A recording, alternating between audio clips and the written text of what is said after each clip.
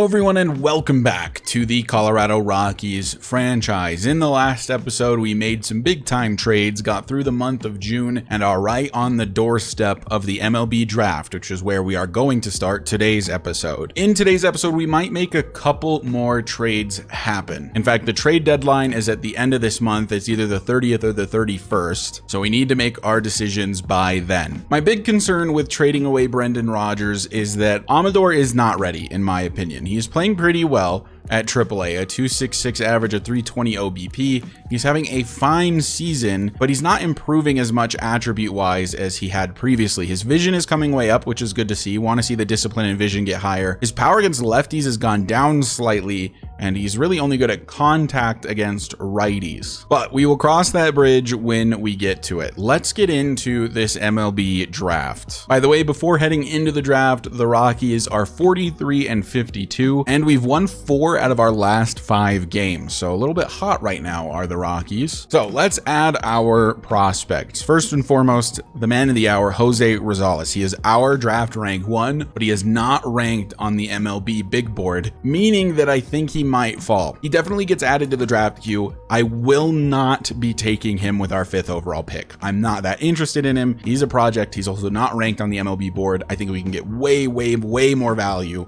out of somebody else. Rob Kearns is the guy that I want to take at 5th overall. 79 to 94 potential. Hopefully it's not on the lower side. I would take something in the middle of the 80s even would be fine. He's a third baseman with an excellent bat, but he's a terrible fielder. So even if that 67 to 82 overall is somewhere in the 70s and he's higher rated than Sterling Thompson, he will not be the starter right away because we have to improve that fielding before he can start. Steve Tochiki is a guy I like, but I don't think he's going to fall to 40th for me to be able to take him. Pedro Liriano is a guy I like a lot. If he falls to 5th, I will have to consider him potentially over Rob Kearns because look at his ability to field combined with the amount of secondary positions he possesses. I like Pedro Liriano a lot. I just don't expect him to fall to number 5. And it's a shame because we were supposed to have the number 1 overall pick, but we got booted down to 5 and now we can't get a guy like Liriano. Thomas Jacobs is the only catcher I have any interest in, but his fielding is atrocious. He, to me, is not a catcher or a first baseman. He is strictly a designated hitter. Also, there's almost no way that we end up with Thomas Jacobs, although he is draft rank 59, so there's a chance he falls to us at 40, but I doubt it because he is the top catcher on the board. So a catcher needy team will probably take him in the 1st round. Leslie Faulkner is my favorite center fielder in this class, but we will almost definitely not be able to grab him. Connie Cruz is a guy we could consider taking at the 40th pick. He does have high strikeouts per 9, but his pitch control sucks. Although who needs more right-handed pitchers in our farm system? Everyone is right-handed. I'll tell you who isn't right-handed though. It's Cristobal Robles. I'm not overly hyped about any of his attributes. Dallas Rutledge is the guy I am going to be looking to take with my 40th overall pick. High contact guy that is a good fielder and can play a little bit of everywhere except for shortstop, which is weird for a second baseman. Normally they can play either side of second base, but he plays second, third, and the outfield. So he's like a Pedro Liriano light in a sense. I think that if we can't get Pedro Liriano, he is absolutely the next best thing. Here is one of my favorite pitchers in the class. It's Edmund Ortiz, and I like him because he's just balanced the whole way down except for the home runs per 9. Here's the other Cristobal Caruso, and I'm actually a little bit more interested in him than the other Cristobal. Here's a not ranked lefty pitcher that is high on our draft rank. We don't have him scouted a lot. That's Elliot LeBlanc. He does not look very good at all, but he is one of those guys where if we're to the late part of the draft, we could consider taking him. And now we're to the point where it's a bunch of players I don't know a ton about and that we're going to have to take some risks on snagging. For example, I didn't do any scouting on Alex Hoskins,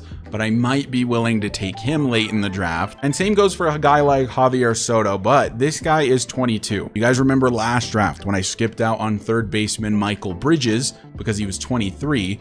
even though he had 90s potential, which ended up being a 98, I skipped him. Well, Javier Soto reminds me a lot of Michael Bridges, an older guy that is going to have very high potential and low overall. Another guy we could consider taking late is Vernon Chacin, even though he is not properly scouted. He has the 80 to 99 potential. He is 21, a bit older. 36 to 55 overall is really low, but his future projections don't actually look too bad. So there's my draft board. These are the guys I'm willing to take, and I kind of have a plan for how I want to attack this draft. So let's get into it. If you recall, the Rockies kind of got screwed in the draft lottery a season ago. Should have been picking #1 overall. Instead, they are picking 5th overall. So who's the guy we could have got? He's going to the White Sox. It's Carlos Melendez, probably the best starting pitcher in this draft. Makes a lot of sense. The #2 overall pick is Ben Gonzalez, probably the 2nd best pitcher in this draft class. He goes to the Mets. And the 3rd overall pick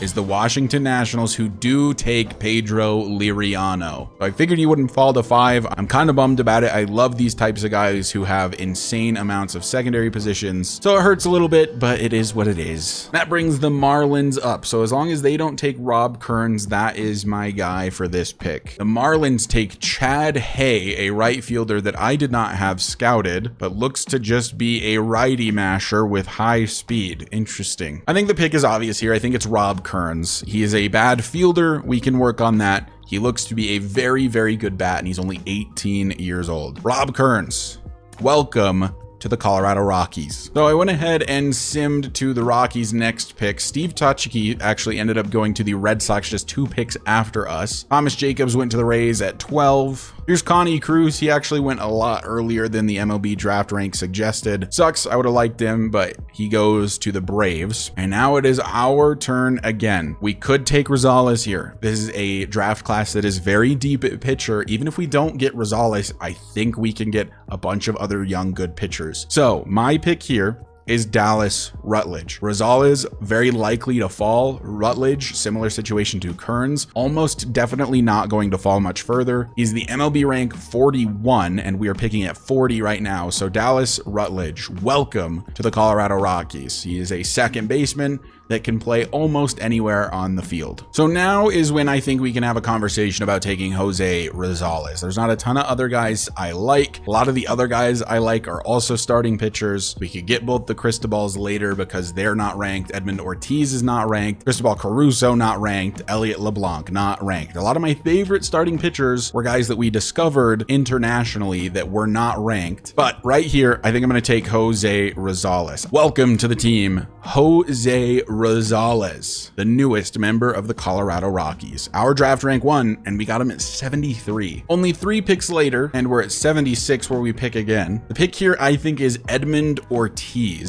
85 to 97 potential. We just know that he's going to have high potential. He's got higher velo, and he's very, very well-rounded. So Edmund Ortiz, welcome to the Colorado Rockies. And now we're to pick 106, and I think this is where we take a guy like Alex Hoskins. And then we have Soto, who is also ranked on the big board somewhat around our next pick. So I think the next 2 picks are Hoskins and Soto, assuming that Soto is available. Welcome to the team, Alex Hoskins. It's a risk. That potential might be in the 60s. Also could be in the 90s though. And now we're to pick 136, and all of the guys that were on my board are still here. We've got both of the Cristobals, Elliot LeBlanc, Javier Soto, and Vernon Chacin. I think I want to take Javier Soto here, and I'll tell you why. We had the similar situation with Michael Bridges, the 3rd baseman last season, where I took Michael Link instead because he was 18. Michael Link, while still a decent prospect, only had 87 potential. Michael Bridges had 98. So I'm thinking that Javier Soto, despite me not having him very scouted, 85 to 99 potential at 22, I think he might have high potential. I'm willing to take the risk this time around because we don't really need more pitchers too bad. Let's draft Javier Soto. Welcome to the Colorado Rockies. If you haven't learned it by now, basically my philosophy with drafting is early on get sort of for sure guys, and then maybe your last 3 picks go after potential. Unless you have for sure guys in your last few picks, in which case go for them. So now we are on to our final pick, and we've got the pick pick of the litter from our favorite 4 guys still left. Ferdinand Chastain is a guy we don't have scouted at all. I'm pretty sure I'm not drafting him here. Elliot LeBlanc is 18 years old. He pitches left-handed, which is something we need more of. In fact, I think all of these guys are lefty. Yeah, the Cristobal Caruso is a lefty. Robles is a lefty. Caruso's 21. He's 55 to 65 overall, so he's going to be a little higher overall. He has the high pitch velocity, bit more well-rounded. LeBlanc, not as well-rounded. Kind of doesn't look great, to be honest. And then Robles, who is maybe slightly better than LeBlanc. I think I'm going to take Caruso here. I like the velo. I like the little bit more average everything else. We could also take Robles, though. I'm going to draft Cristobal Caruso. We did that with only seconds left. Maybe Robles and LeBlanc will be available in free agency this offseason, but I think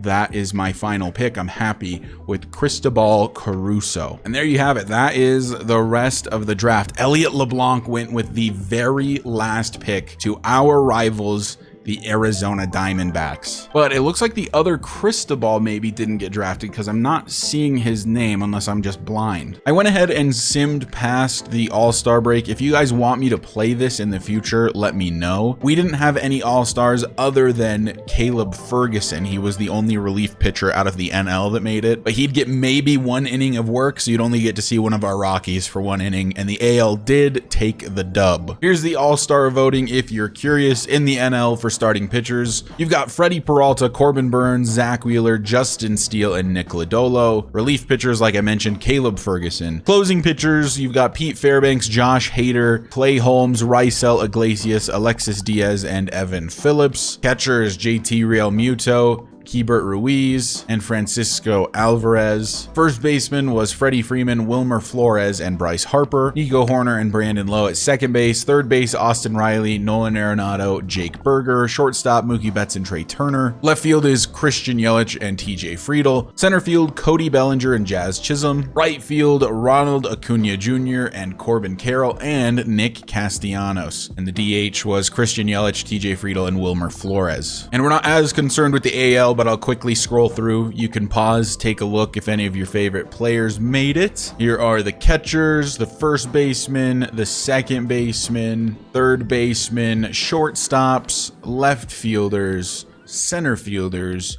and right fielders. I forgot that Juan Soto is a Blue Jay. Today is the first day we can sign some of our draft picks. A lot of these guys are already very interested. Let's start with Cristobal Caruso, who we are going to attempt to sign. We'll give him just the base deal and he accepts. Let's see if we can get Jose Rosales. 742 is his bonus demand. His slot value is 990. I'm happy to meet somewhere in the middle, 842. He has declined, but that's okay. We'll come back to him. Rob Kearns, our first pick at number 5. His slot value is 7.1 million. His bonus demand is 5.4. I'm happy to basically just give him his slot value for the most part. Let's go to 6.5, so just a little under, and he has accepted. Edmund Ortiz is super interested in signing. His bonus demand is only 472K. Let's go 708, and he decides to sign immediately. And then Javier Soto, who by the way is tiny, 5'7", 178. He's interested in signing already. We can send him an offer. Let's go up to 453, and he has decided to sign as well. So that only leaves Jose Rosales, Dallas Rutledge, and Alex Hoskins. I think what we'll do is probably sim through the rest of this month so that we can see how good our draft picks were, get past the trade deadline, and then maybe play one of these games against the Angels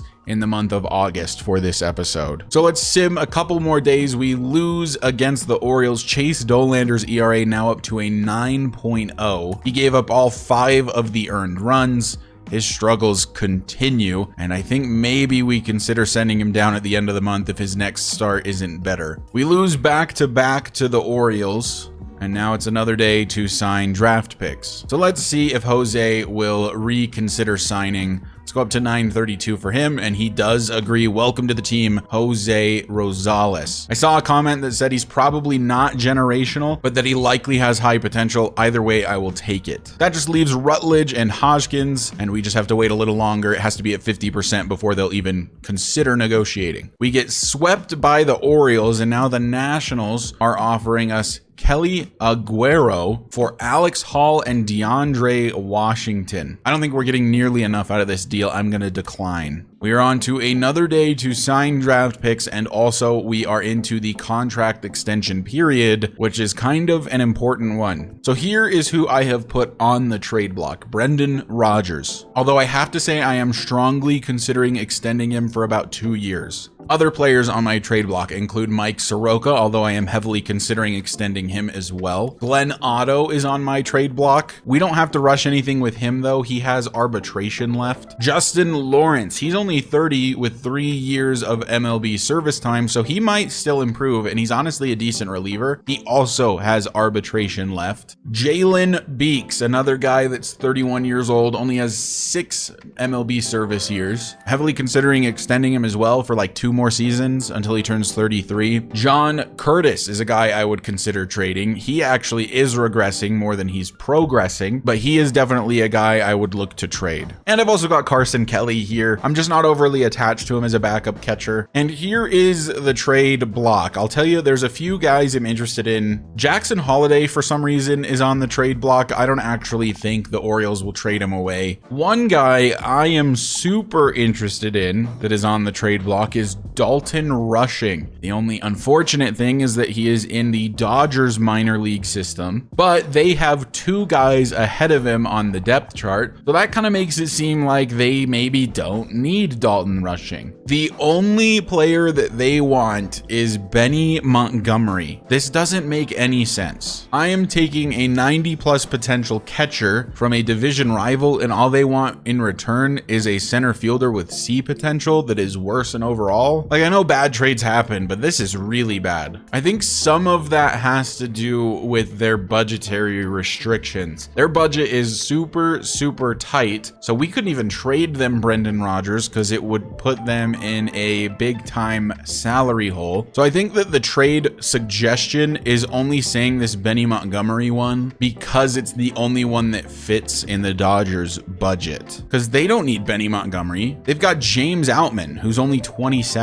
I say we just keep simulating, see what offers come our way, and then probably around the 30th, I'll decide whether I'm extending certain people or looking to make those trades. By the way, the Rockies have now lost 6 straight coming out of the All-Star break, and it's another day to sign draft picks.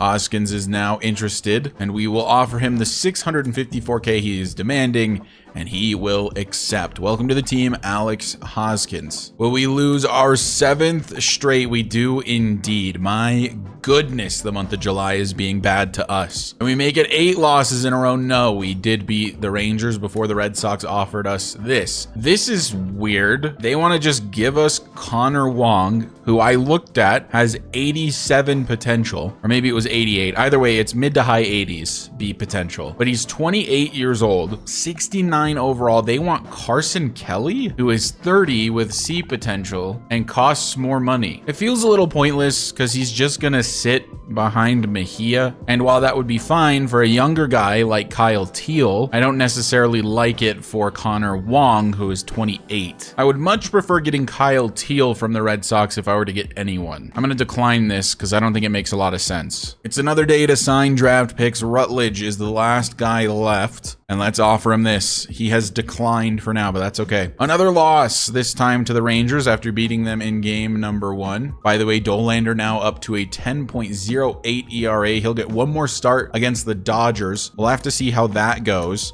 If it goes poorly, I think I'm sending him down next month. This one against the Dodgers, he gave up 7 earned runs in 4 innings, allowing 8 hits, 3 strikeouts to 2 walks. Yeesh. Pirates have offered us a trade. Johan Oviedo, a relief pitcher, for John Curtis. What is the point for the Pirates? They just like Curtis's stuff, I guess. This is like an absolute no-brainer yes, in my opinion, for the Rockies. I'm trying to figure out why the Pirates would even do this. A guy who's 5 years older, 1 less year of team control, and is undeniably a worse player. I actually like Oviedo a lot, and I'm very interested in making a trade with the Pirates. Pirates are 45 and 61, so they're entering a rebuild. It makes even less sense for them to want an older reliever then. You know what it is? It's because Oviedo has been worse than Curtis. Curtis has been a really quality reliever this season with a good FIP.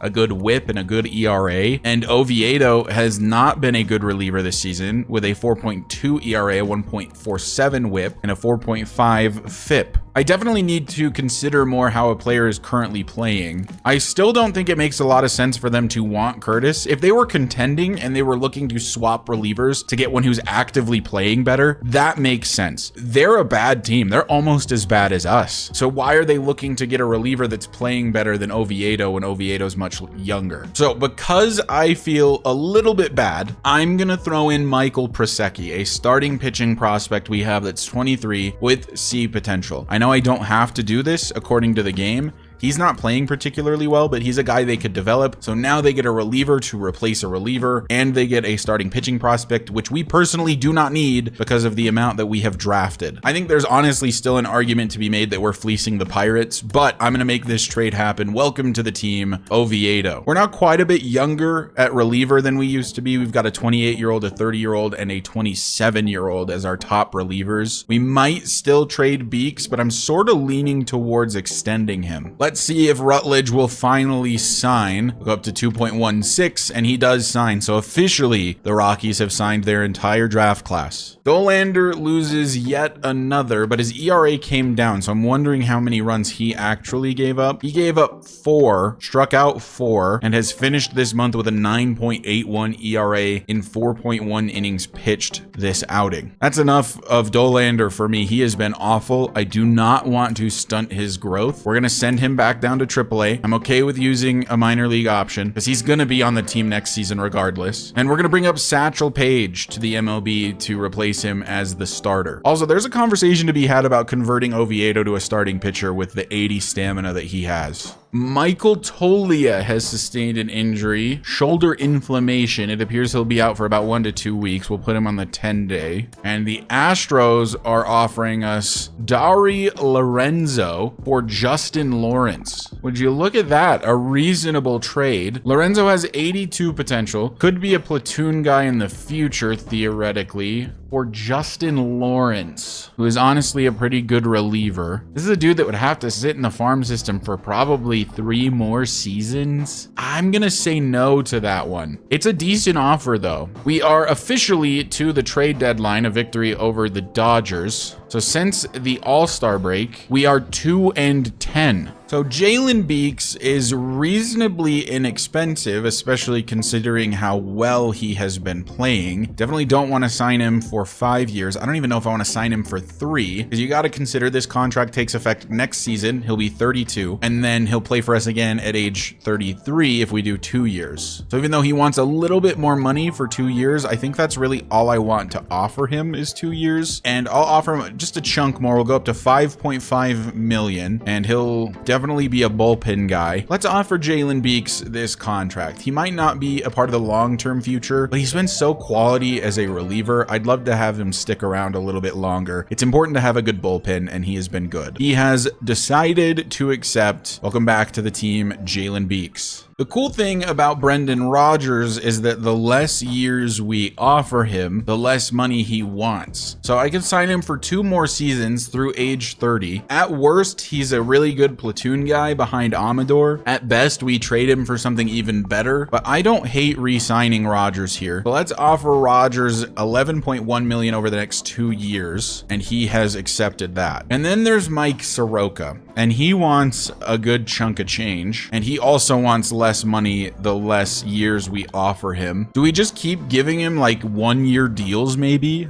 He wants a longer contract. That makes sense. What about 2 years at 14 million? So it's still 7 mil a year, but because I have his role listed as rotation, he is still very, very interested.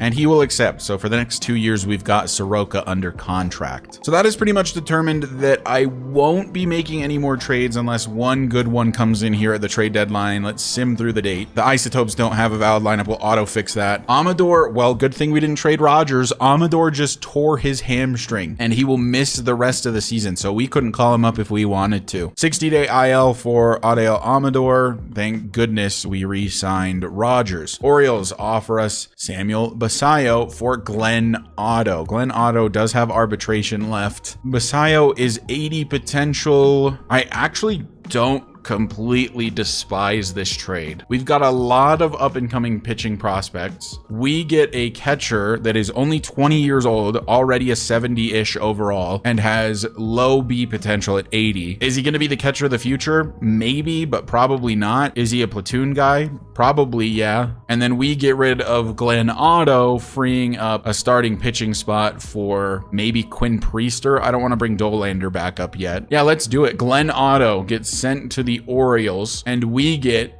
Samuel Basayo. They obviously don't need him. They have Adley Rushman. Welcome to the team, Samuel Basayo, a new catching prospect. He is going to spend his time down at AAA for now because we didn't trade away Carson Kelly, and we'll let him continue to develop, and that sort of makes Drew Romo expendable. So I think what I'm actually going to do is probably just move Freeland or Lambert back into the starting rotation rather than being relievers, and then we can bring a different reliever up, and we actually need to do that anyway because we traded away John Curtis. It's not going to be Taylor Bowers as much as I would want it to be. He was a rookie from this past year's draft class. His control isn't high enough yet. That is what I'm looking for to improve. The guy I actually want to call up is Cody Hoyer, and I learned in a comment yesterday, shout out you guys in the comments by the way, that it's pronounced Hoyer. I think that Cody Hoyer, based on his attributes, is honestly a really good reliever. I don't know why he's only a 66 overall. I like Cody Hoyer a lot. Let's bring him to the MLB level to be a reliever for the remainder of this season. By the way, guys, I know Tolia just got injured, but he is quietly improving incredibly quickly, especially against lefties. Plus 10 power on the year against left-handed pitching. And you know what? I've given it some thought, actually. Let's see what Oviedo can do as a starter now that Glenn Otto is gone. He does have 80 stamina. I think easily he could be a starter in the future if we want him to be. We have officially passed the trade deadline, and this game against the Angels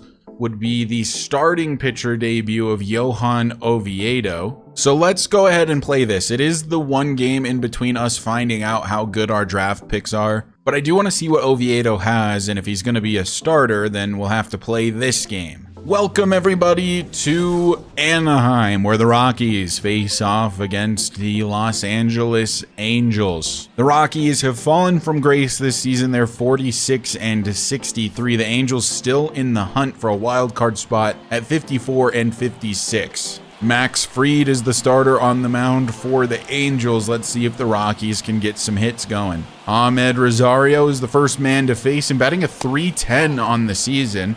So despite the struggles of the Rockies, Rosario is having himself a very good year. Rosario has worked the count full, 3-2 pitch on the way, and it's right down the middle, but early on the sinker goes foul. Swing and a miss on the high heat from Max Fried, and down goes Rosario, but a pretty good at bat that went about 8 pitches. Brings up Francisco Mejia to face Fried. And he gets one to hit, drives it pretty deep to left, but the left fielder barely had to move. Now Nolan Jones to the plate. You can see he was a 2024 All-Star, but failed to make the All-Star team for 2025. He pops one way up on his first pitch, and that'll be the final out of the top part of the first. And here he is, Johan Oviedo, normally a reliever, but with the high stamina and the trading away of Glenn Otto, we're giving him an opportunity to start. Let's see what he can do. Does have a 5-pitch mix, so that's good to see at the very least. Oviedo's first pitch as a Rocky will be to Nolan Shanuel. That's strike one. And he gets a grounder to Barry Cohen. He'll race to the bag and beat Shanuel. And that's out number one. Oviedo now facing Madrigal, and he's got him in a 1-2 count. Can he get him with the sinker here? Got him to foul it off. This will be the 9th pitch of the at-bat against Madrigal. He has been battling, but finally swings and misses on a slider away. That's out number 2. I like Oviedo's pitch mix so far. Now he faces Mike Trout, one of the scariest batters in all of baseball history. And he strikes out Trout, who swings on a very high fastball. 1, 2, 3 go the Angels. We'll head to the second. Brendan Rodgers, the man who somehow avoids getting traded year after year. Here he is, facing off against the Angels. Strike three looking for Rogers. I don't know what I'm waiting on there. Barry Cohen to the plate, batting fifth. Grounder to the right side. A diving play by the second baseman. And there's out number 2. And now it's Yanquiel Fernandez batting in the 6th spot, battling with Barry Cohen for Rookie of the Year. I believe they are 1 and 2 in Rookie of the Year voting right now. Popped way, way up for Fernandez, and that ends the second. Quietly go the Rockies. Mickey Moniak pops one to left, where Jordan Beck will make the play, and that is out number 1 in the second. Look who it is at the plate. It's Ryan McMahon. The Pirates traded him away. He is now an Angel.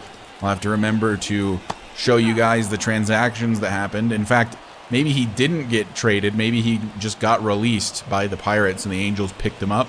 Either way, he's the starting third baseman for the LA Angels, and he's swinging and missing at terrible sliders. He's brought the count back full, very patient the rest of this at bat.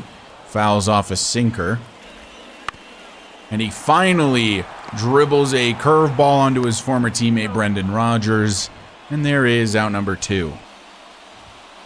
Swing and a miss to Logan O'Hoppe.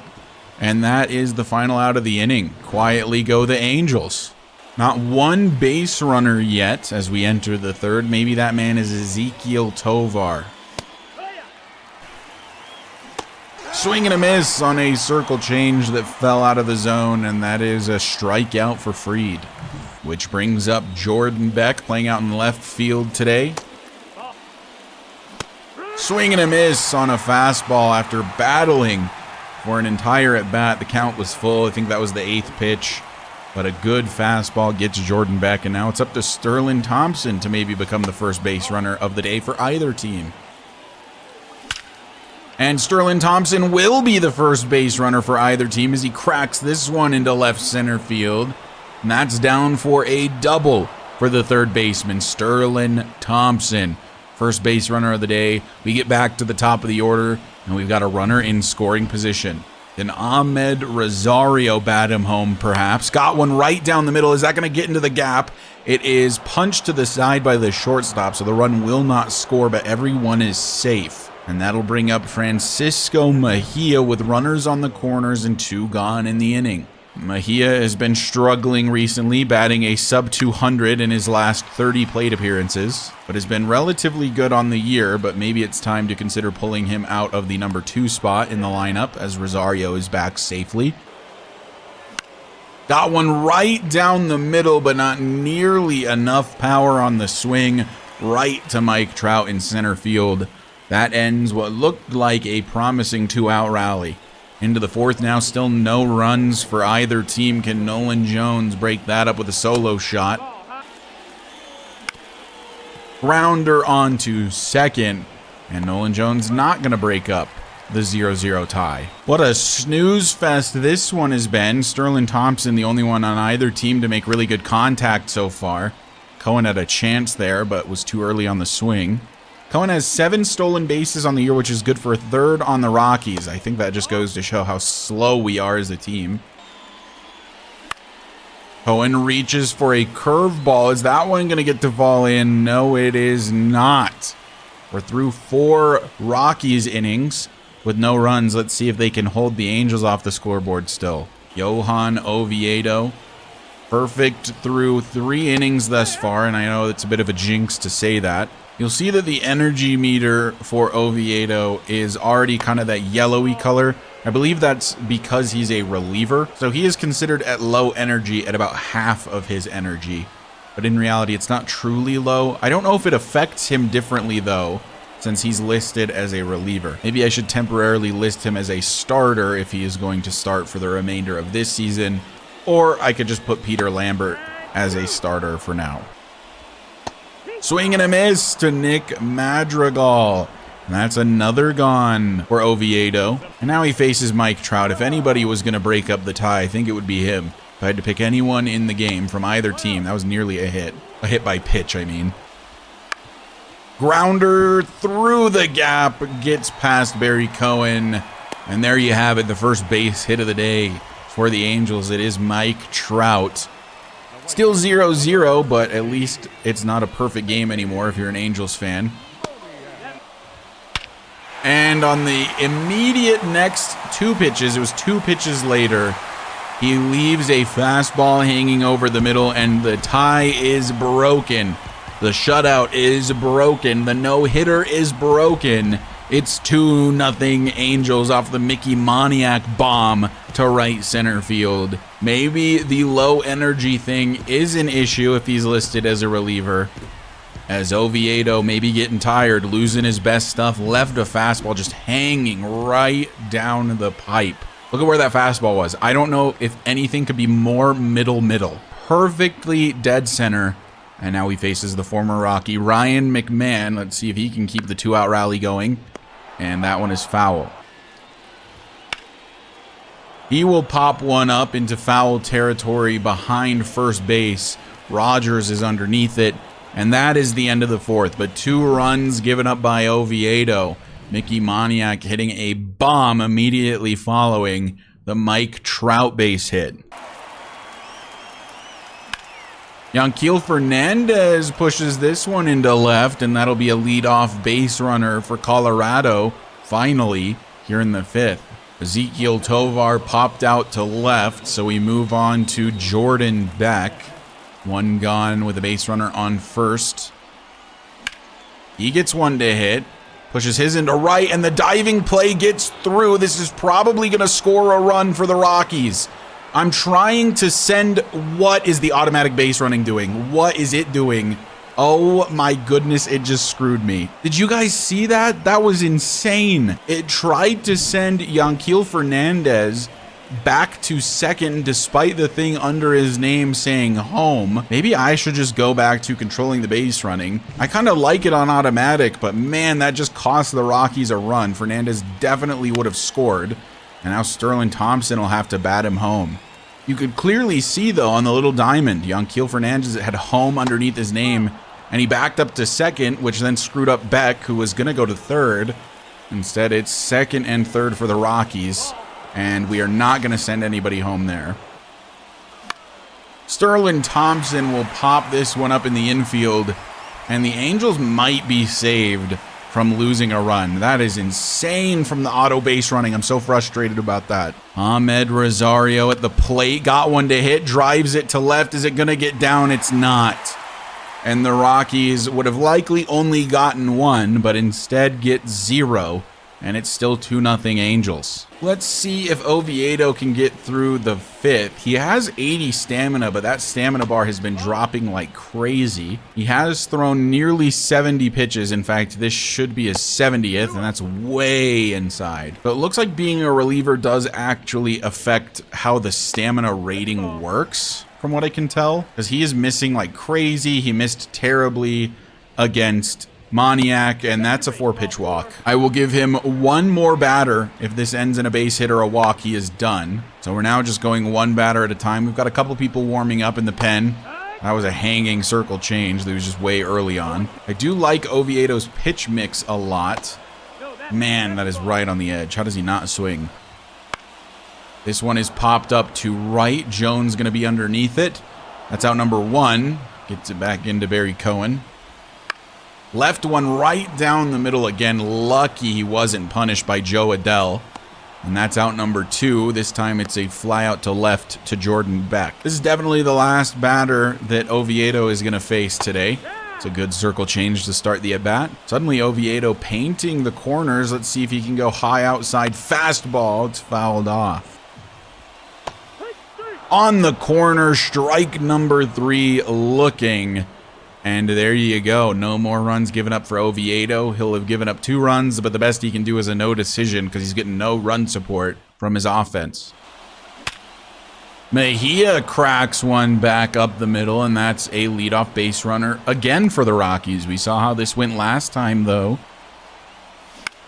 Nolan Jones pushes this one into right, and I'm just not going to touch the base running. I'll let it do its own work. I probably screwed it up by trying to change things. This time we get a runner to third, and Nolan Jones with his first base hit on the day. Now it's runners on the corners with nobody out. And Brendan Rodgers gets one into the gap. And Nolan Jones advancing to third. We score a run. Nolan Jones should be able to make it home as well. And he will. No throw from the cutoff man to the plate. Rogers with a 2 RBI double. And that will tie this baseball game up. It was only a matter of time until we learned how to hit off of Max Fried. Third time through the order. Third time lucky. They're leaving him in the game. It's 2-2 now, and Cohen at the plate. Barry Cohen got a fastball in his wheelhouse, but was underneath it. Pops it up to Ryan McMahon at third, and there's finally the first out of the inning for Fried. And this is going to be popped to straightaway center field. Rogers will not test the arm of Trout, but it looks like he would have made it safely. That's 2 gone now in the inning. Bring up Tovar, who's been one of the best bats quietly on this Rockies team all season. Can he bring Brendan Rodgers home from second? Got a curveball that was hanging a little bit. Couldn't get good wood on it, though.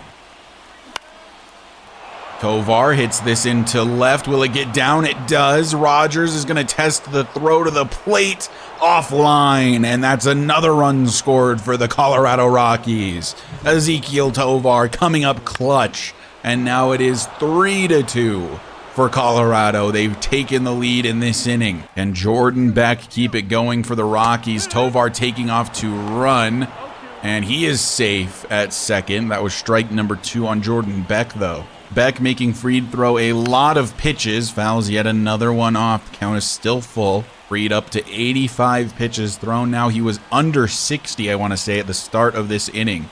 And Beck get one to hit. That was the best one he's seen so far. This next pitch will be pitch number 10 of the at-bat. And that was a hanging curveball early on the swing, though. Pitch number 11 is also fouled off. Finally, he gets one into play, but it's straight to the shortstop. A really good at-bat from Jordan Beck, but it just doesn't work out. He saw 12 pitches, but the Rockies saw 3 runs score in that inning, and they take the lead. We will change pitchers, though, as Oviedo is getting very tired. Lucas Gilbreth will come into the game now. He actually has not been great against lefties this season. Swing and a miss on the Lucas Gilbreth slider. And Shanuel goes down on strikes. On deck is Mike Trout. The count is full. Gilbreth strikes out Madrigal. And now it's Trout, who is one of the most dangerous hitters still, and is even better against lefties than he is against righties. My plan is to basically not pitch to him really at all. But we do get a grounder onto Ezequiel Tovar. Trout is fast and he's safe. That looked like a very routine play for Tovar, but Trout still 90 speed made it there. That brings up Mickey Moniak, the man who hit the home run. And now he's got a base runner again. That was a hanging slider. And he's going to hit one deep into right again. This time it's not over the fence, but it's probably going to score Mike Trout. It definitely is going to score Mike Trout. And the Rockies have themselves a tie baseball game once again. So Tovar not getting the ball to first in time allowed for Trout on base, and him and Moniak have been the duo for the Angels today as they tie it up once again, all knotted at 3. And now McMahon might get in on the hits. Jones is there, he makes the play, and that's the end of the 6th. But Mickey Moniak has 3 RBIs and has us tied up. Jose Suarez is the new pitcher for the Angels, and he faces Sterling Thompson to lead off the top part of the 7th. Up the middle from Thompson, who has a double in the game already, and now a single to go along with it. And for what I think is the 3rd inning in a row, we've got a leadoff base runner. Rosario got one to hit, but kind of just softly lined to center. Trout gets there in time. There's one gone. Thought that was a gapper for a second. It was a hanging slurve. Mejia also got one in the zone to hit, but it's chased down by the Angels defender, and now there's 2 gone. The leadoff hit from Sterling Thompson not looking like it's going to mean much. Nolan Jones down on strikes. That'll end the top part of the 7th, and I was right. Sterling Thompson base hit means nothing. We'll bring in Jonathan Loaizaga. I did see some comments looking for him to get traded. His numbers have come back down to earth. He's much more around average to even slightly above average at the moment, so I'm pretty happy with him. We've got him signed for quite a while. No need to trade him just yet. Got a nasty looking swing, and it goes to Tovar again. This time he gets Logan O'Hoppe out, where Mike Trout maybe would have beat that out. And a grounder this time to Barry Cohen. He will step on the bag, and that's out number 2. Grounder to left onto Jordan Beck means that Joe Adell will reach base. It's a good piece of hitting from him, pushing it opposite field. So now Loaizaga faces Dominguez. Let's see if he can get out of this. That is a terrible circle change. 3-0 count against Dominguez. About to get to the scary part of the lineup if you can't clean this up, Loaizaga. It's strike 1. Let's see if he can get number 2. He will not. Missed the circle change badly. Now there's 2 runners on with 2 outs. Swing and a miss, and he gets the strikeout to end the 7th, and we're still tied up. I decided to do some quick managing, and unfortunately we missed it, but Barry Cohen blasts a solo shot to left, and now it's 4-3 Colorado, an opportunity to get a win here in Anaheim. Now Keel Fernandez now at the plate. Maybe not wanting to let his rookie counterpart do better than him. Maybe he blasts a solo shot as well. That'd be pretty fun.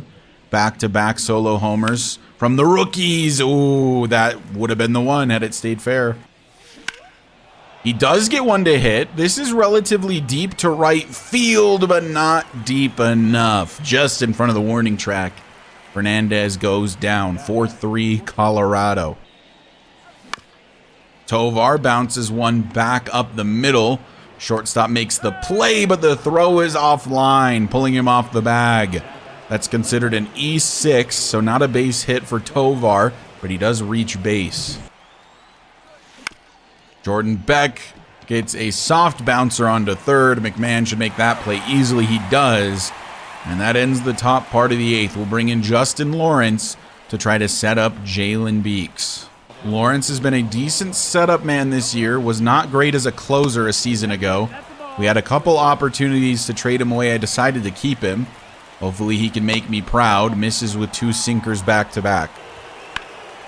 He leaves one hanging a little bit to Madrigal, but an easy enough play for Fernandez. There's out number 1 in the inning. And there's Mike Trout. Of course, got to be scared of him. Him and Moniak responsible for all of the runs for the Angels today. Grounder onto Sterling Thompson, and it gets through.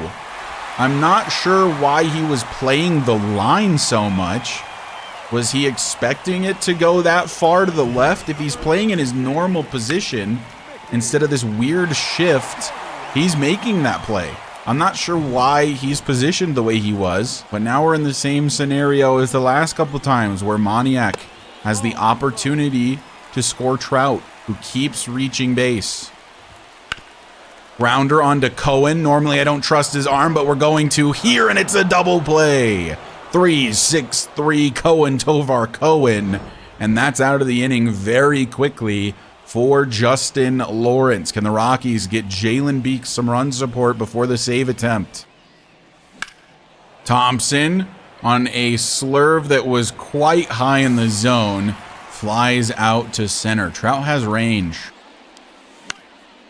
And Rosario will pop up to shallow center. That's going to drop in, actually. He's going to try to extend this to second, and with his elite speed, he gets there. So is that going to be considered a double for Ahmed Rosario? I think it probably is.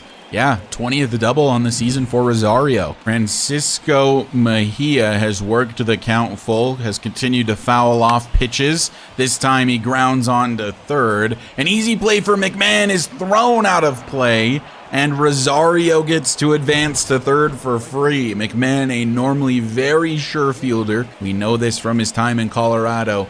We know he's starting to regress, but my goodness, he just airmailed that one right into the Rockies dugout. Maybe he thought his old team were his actual teammates. Jose Soriano now comes to the mound, and actually that automatically scored Rosario, so it is 5-3.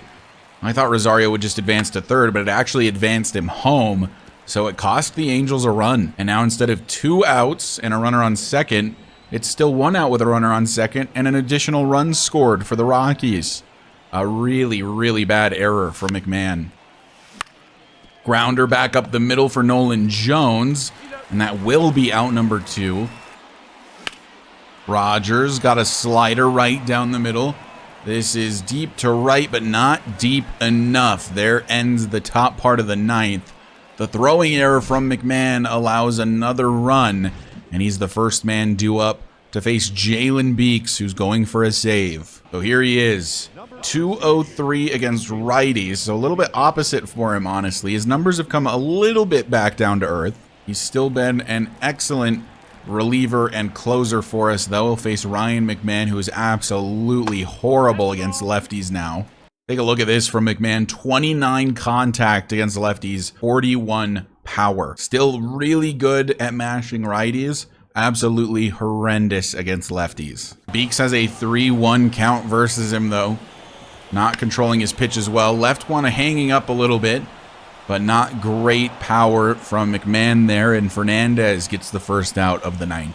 So now the rest of the guys Beeks faces are actually a little bit better against lefties than they are against righties, but I'm hoping that it won't matter.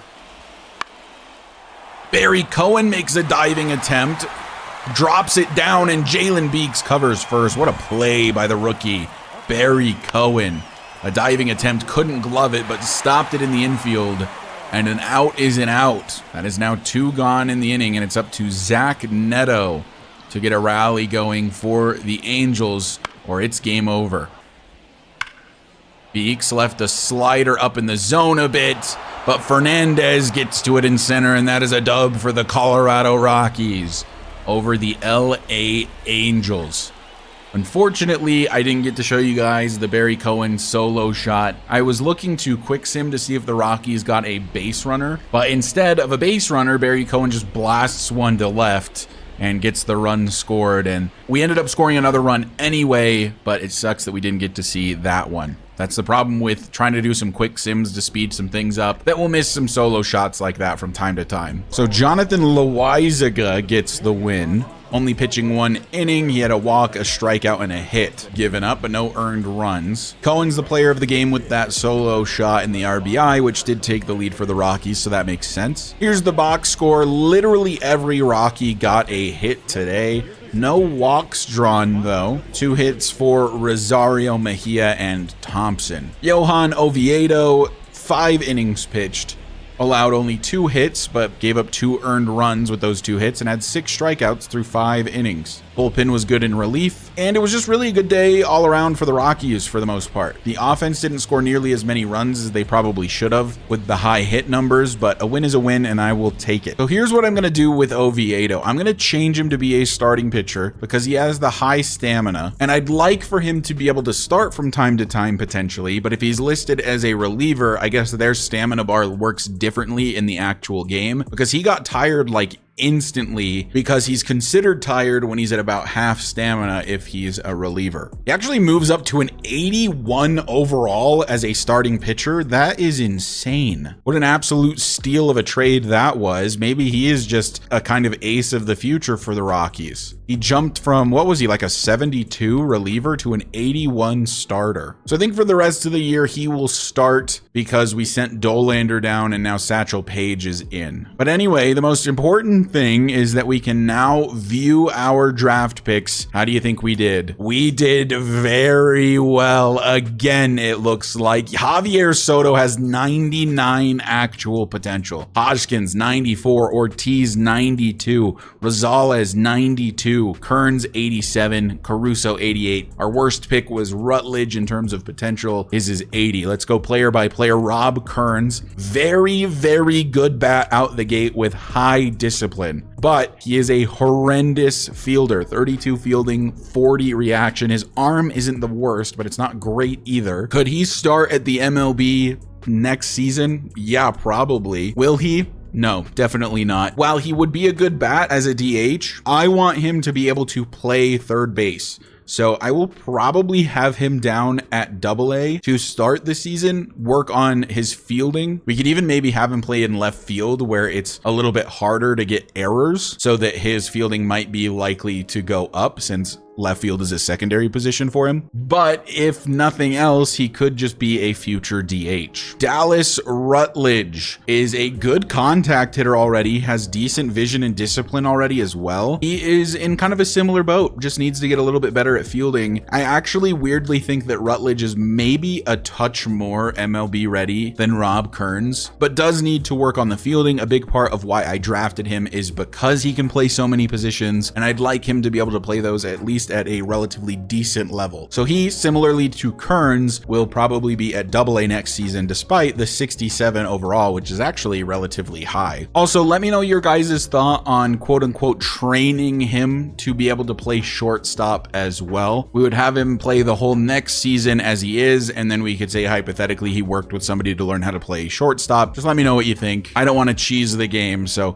if that's not okay with you, just let me know. But he can play everywhere else, second base, third base, and the outfield. He's our lowest potential player, but is going to be an excellent platoon guy someday. Jose Rosales is not generational and is definitely a long ways from being a major league level pitcher. He's only 18 years old. He has 92 true potential, but he's a 59 overall. He has very high stamina, but his hits and K per 9 are atrocious. So it's a ways to go for him. He's probably starting next season like 3 or 4 seasons away from being a major league capable pitcher, but he's got high potential and he's very young. Edmund Ortiz is in a similar boat, but a few years older. He's 21. He, unlike Rosales, has high control at 59 out the gate. Definitely a little bit better, I would say, than Rosales immediately, but he's 21 with the same potential, and he's probably also about 3 years away. So he'll be somewhere around 24, 25 when he's maybe ready to be a major league pitcher. We shall see. Alex Hoskins was an absolute steal.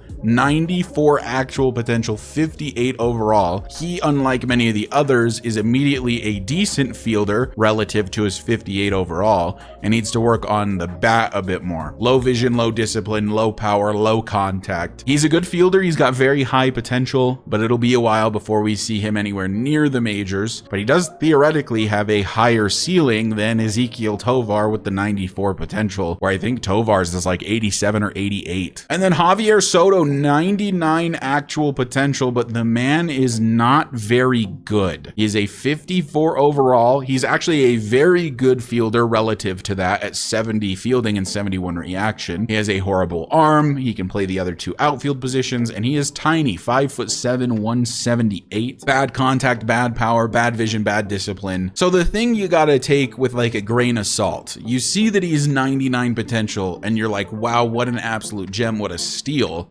This guy is probably like 4 to 6 seasons away from being MLB ready. Like, he is a long ways away and he's 22 already. So keep that in mind. He's not going to be anywhere near ready anytime soon. And when he is ready, he'll be in his mid to maybe even late 20s. It's going to be really difficult for Javier Soto to ever reach 99 overall with the 99 true potential, just because he's 22 and he has such a low overall starting point. And then our last pick was Cristobal Caruso. He has 88 true potential and he's a 61 overall out the gate, 99 velocity. He throws a 4-seamer, a cutter, a curveball, and a changeup. Interestingly, with the high velo, he has very low K per 9, but good hit per 9, good walk per 9, and bad home run per 9 and bad pitching clutch. Just needs to work on the K per 9 and the home run per 9 mostly. His control is already over 50, which is a great starting point. He's 21 years old, so a little bit older than Rosales, but he seems like he's going to be a quality rotation guy in the future. So there you go. That's the Rockies draft class. Let me know what you think. I think we are definitely done drafting pitchers though. In fact, we don't really have much of a need elsewhere anymore either. We're so deep in the outfield. We're quite deep in the infield now with pickups like Hoskins and Rutledge. Not to mention that we just re-signed Brendan Rodgers and we have Ariel Amador and we've got Michael Link from the last draft class at third base. Like, we are kind of getting loaded up with prospects, meaning that the Rockies in just a few years time might be a contender and will be set up very very, very well for the future. Let's take a look at other teams, see who was good. Shea Huntley is a 92 true potential reliever. Nelson Esposito, a first baseman. I think he was the top first baseman in the class. He looks really good. Not a power guy though, which is weird for a first baseman. They also got Jeff Nesbitt, a 59 overall reliever with B potential. He's also already 22 though. Elvis Liriano was a first baseman with 92 actual potential. He's 22 years old and starts at a sub 50 overall, 49. Steve Tachiki, one of the pitchers I liked, is pretty good. He's got 87 actual potential, 63 overall. Bad hit per 9, but decent K per 9, good walk per 9. Kind of low stamina though. Yankees did not have a good draft class. Thomas Jacobs, the catcher I liked, is an 86 actual potential. He, in terms of a batter, could be at the MLB like tomorrow. Look at that discipline with the contact. You love to see that. Clutch is also quite high. Look at how bad of a fielder he is though. I mean, this guy will probably never play in the field. They also got Damian Montenegro, who is a first baseman with 90 potential, but he's a 45 overall out the gate. Yikes. The Blue Jays had a bad class. Jonas Dobbins isn't terrible, I guess, but he is a reliever. Looks like the White Sox had a relatively good draft class. They got Carlos Melendez, a starting pitcher. He was the #1 overall pick, if I recall. 63 overall out the gate, B potential. Just looks like a really good player. They also got Hank Bellinger, a closing pitcher with 94 actual potential. He's a 72 overall right now. He reminds me a lot of our pickup of Taylor Bowers last season, but maybe even better. They then kind of whiffed on their next 4. Cash Willard was a guy I considered. He's only 81 true potential. Vernon Chacin, though, was a second baseman that I was going to maybe take a chance on. A potential 94. 21 years old, though. He's only a 50 overall. He's a long ways away. The Guardians did not do great on their draft picks. The Tigers got center fielder Darren Johnson, who looks like a pretty good player, and he's got relatively high potential. Good pick. The Royals kind of whiffed on their top 4. You can't really consider a C potential guy a whiff, but I think you know what I mean. They got 94 actual potential Sean Chambers, but he's a ways away from the majors. And they got Ernesto Gomez Phelps. He was a shortstop that I almost took alongside Alex Hoskins as just like a high potential guy. I think I got the better end of the deal with Hoskins. Leslie Faulkner was like the only center fielder I was overly interested in. He is an awful fielder, like really bad, but he's super fast, really high stealing, really good contact, really good vision, and really good discipline. I think this is a great pick for the Twins. Just got to get him better as a fielder, but he should be good for a long time. Astros had a bad draft class other than maybe Ike Brock, but he is a 43 overall first baseman with only 84 actual potential. Yeesh. Angels did not have the best draft class either. Chris Gaspar looks decent, at least. The Athletics got Paul Buckner as a relief pitcher, who is a 68 overall at the gate. He looks really good. The Mariners got Connie Burns, a second baseman with 86 actual potential, but it starts at 53 overall at the age of 21. The Rangers got a decent pitcher in Adrian Negron. He actually looks very solid. They also got a closing pitcher, Mason Fidrich, who is a 66 overall out the gate with A potential. Pete Reddy as well, another relief pitcher. They took so many pitchers. Starter, closer, starter, reliever, and then finally a first baseman with Ken Aquieja. How do you even say this name? Got good vision and discipline. Why is this guy only a 55 overall? This looks like a not bad player at all. His fielding's decent. Vision and discipline is high. Contact is not bad. 55 overall seems kind of low. The Braves got Connie Cruz, which was a pitcher I kind of liked. 82 actual potential. Starts at a 70 overall at 18 with high K per 9. Man, not bad whatsoever on Connie Cruz. Josh Bennett was there, steal 93 actual potential. Chad Hay is a right fielder for the Marlins. He's got really good power against righties already and just needs to work on literally everything else. They also got Michael G, which is a third baseman that I think I had scouted a bit. He has 94 potential. He's 19 years old, but he's only a 50 overall, and he's bad at everything except for being at least somewhat fast. The Mets got Ben Gonzalez, who has 84 true potential. Phillies draft class was not great. Gage Cheney, maybe their best pick. The Nationals got Pedro Liriano, whose actual potential is 86. Starts as a 64 overall. He is already an excellent fielder, and he plays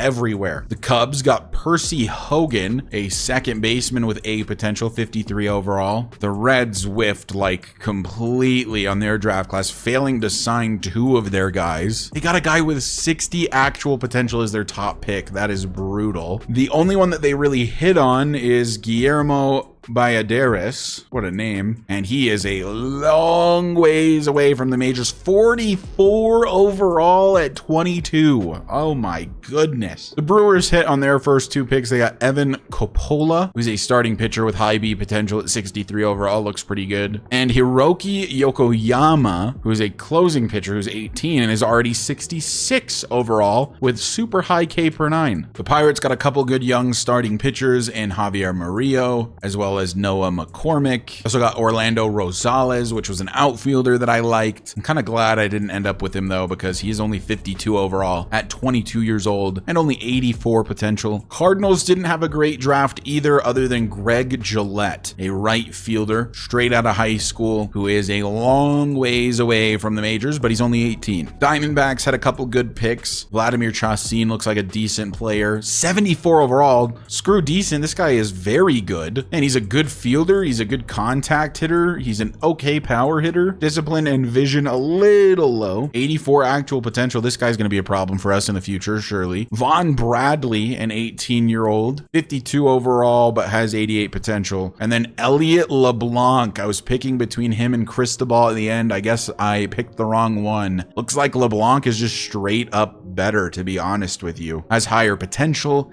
is younger. I think he's higher starting overall even, or maybe about the same. Kind of wishing I took Elliot LeBlanc. And we're back to the Rockies, where you see a lot more blue in the actual potential department. But anyways, that is where I'm going to end today's episode. Thank you guys so much for watching and for the continued support. Let me know what you thought of the draft class. Let me know what you thought of the trades. And I will see you in the next episode, where we'll get through another chunk of this season number 2.